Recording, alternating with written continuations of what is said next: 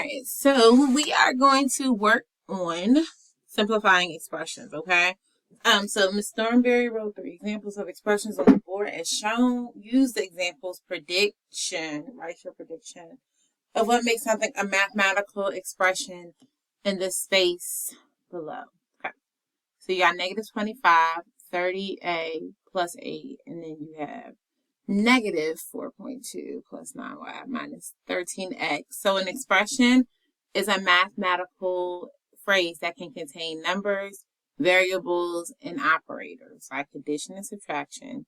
It will not have an equal sign. Okay?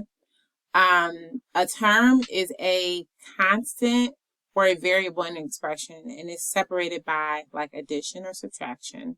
The coefficient, those are the numbers in front of the variables. Major key, okay? This coefficient is 30, negative 4.29. This coefficient is technically negative 13, okay?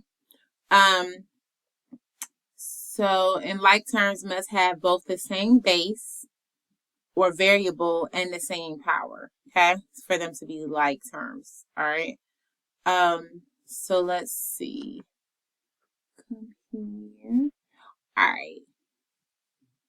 All right, it says give an example of an expression with 4 terms, okay?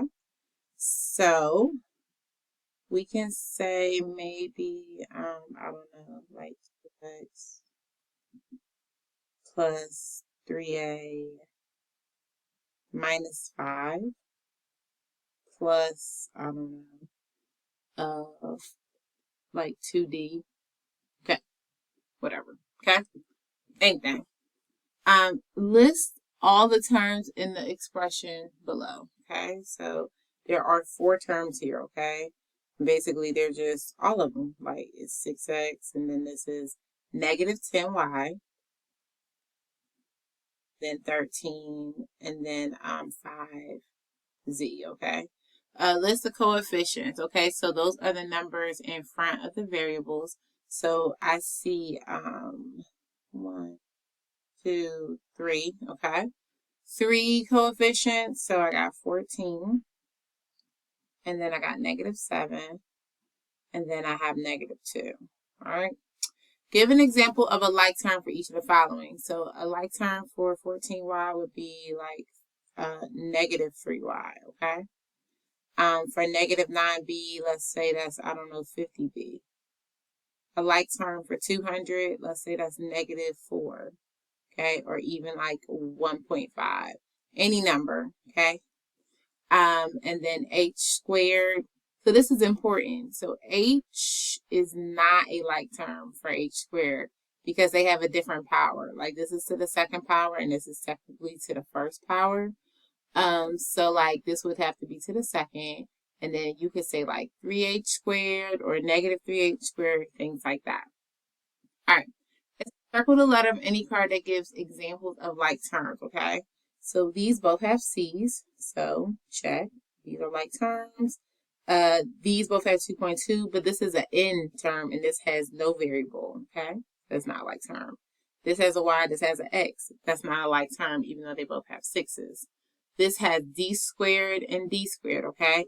So basically, if you look here, in front of this is, it's always like a 1. It's like part of invisible math. Like if you have like a variable by itself, it's always understood that that quantity of that variable is 1. So this is like, if I was to put these together, it would be 60 squared, okay?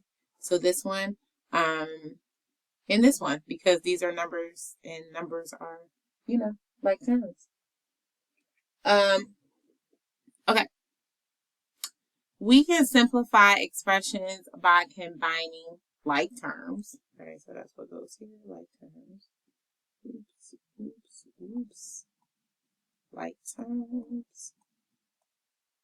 All right, and then it says, be careful when you're combining like terms to check the sign. That's in the front. All right, so this one says a group of friends went to the movies. T for tickets, D for drinks, P for popcorn. Use the given variables to write an expression. Okay. So what she said? T for tickets. I see 3 tickets, I see 3 popcorns, and I see 3 drinks, right? So like you could put, what they want you to do is to do like P plus D plus T. Oh, and then I see it again. Like P plus D plus T. Oh, again. And these T's look like pluses. But so then you can see here that like there's 3 P's. So this is 3P plus 3D plus 3T. Okay. So this one you're going to simplify. So which ones are my like terms? 13R and 5R. Okay, so when I combine those two, I get 18R plus 2N. I can't combine that with anything. For these, this is negative K plus 16. Okay, remember that is negative 12Y. We can do keep, change, flip, and change this to like plus negative 12K. Or you can just circle that subtraction sign that's in front of it. And remember that if it was like a double negative, that would become a positive because a negative times a negative is a positive. Anyways, so this is negative 1K, right? Because of that invisible math. So this is negative 13K plus 16. The next one, I have like terms of 7 and then negative 10. Ooh, and then I have 6 and 19, okay? So 19 plus G, blah, blah, blah. 19 plus 6 is 25G. And then I'm going to add that. So then 7M plus negative 10. So I know like, because the signs are different, I have to subtract.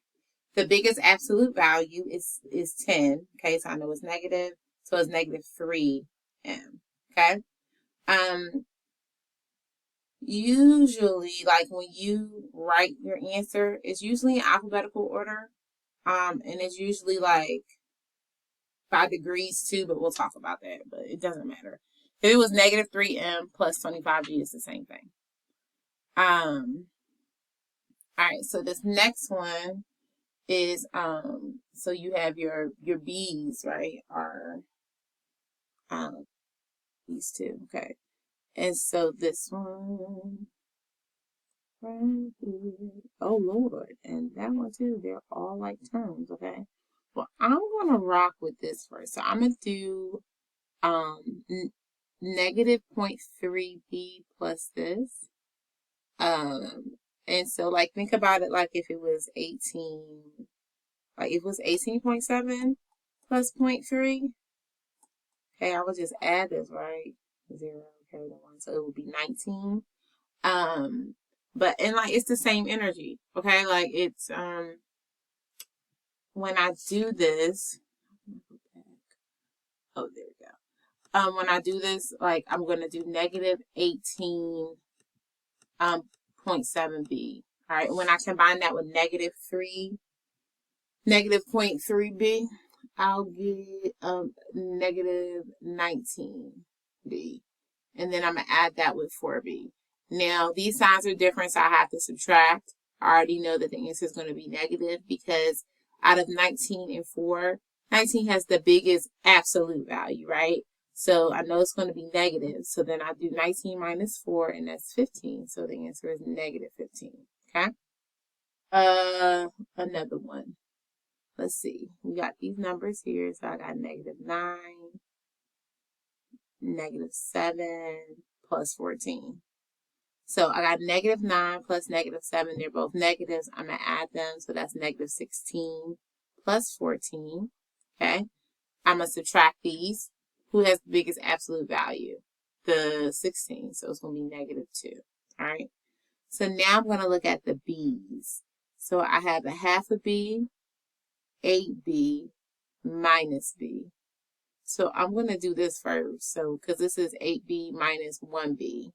So that's 7B. Okay? So then if I add that to 1/2 B, and you know like 1/2 is 0.5. So I can say that this is 7 and 1/2 B minus that. I can also say it's 7.5b minus 2. All right. The next one, let me see. Okay. So I got these K's. They're different signs to subtract. And I know that the K's are going to be negative because the 1.2 has a bigger value than 0.3. So when I do 1.2 minus 0.3, I'm going to get 0.9. Okay, so that's negative 0.9. Okay. Now I'm looking at, oh, it's no other numbers. Okay, so I'm looking at this negative 1G and 0.5. Okay. So, so we have negative 1 plus 0.5. So what I'm doing is the signs are different, so I'm subtract. Now, what's bigger, 1 or 0.5? 1 is bigger, right? So I know my answer is going to be negative. So if I have $1 if I owe you $1, because this is negative 1, and I give you 50 cents, I still owe you 50 cents, okay? So the answer for this one is going to be let's start with the G. Negative 0.5G plus plus negative 0.9K. And then just plus the 10.9. I'm sorry that that's all kind of like running together. Negative 0.5G plus negative 0.9K plus 10.9. You can also write this as negative 0.5G plus minus 9K. Okay, it's the same thing. All right, so the next one says simplify an expression for the perimeter. So to do the perimeter, you have to add up all the sides, all right? So this is 6x. And then this is 17.4x minus 0.8, okay? So we got all these x's that we got to do. So we have these two together. So that's going to be like 12x, right? And then I have these two together. So that's going to be 34.8x. And I need to line this up before I add anything.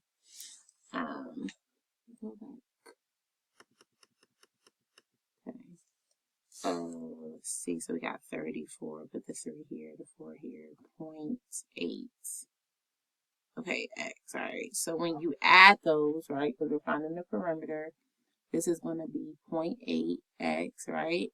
And then 2 plus 4 is 6, and this is 4. So this is 46.8x, okay? So then if I combine negative 0.8 and negative 0.8, that is going to be 1.6, negative 1.6. So the answer is going to be 46.8x minus 1.6, okay? Darcy simplified the expression as shown below. Explain Darcy's mistake. All right, so let me erase some of this work here. So Darcy, what you do wrong? This is your problem. We got 1/4 m. 1/4 m. All right. And I got 1/4. Okay, so I know these are like terms. Okay. And then I got my 4th and my 4th. The 8 is on its own. Okay. So the 8 does not go with the m's, Darcy. Okay. Because the 8 does not have a term, so it's not a like term for m's. So this should be like 1/4 m plus 1/4 m is 2/4. And 2/4 flow is going to reduce to 1/2. So this is definitely like 1/2 m plus 8. Well, whatever. And then you have n, like 1n, like plus that negative 4. So again, 4 has the biggest absolute value, so I know that's going to be negative, and when I subtract that, I get 3n, okay? So this was right, and this was right, but really she multiplied the 8 by that 1/2. So yeah, so that's what she did wrong. Okay, so hopefully you don't need more practice. I hope you feel like you're good to go.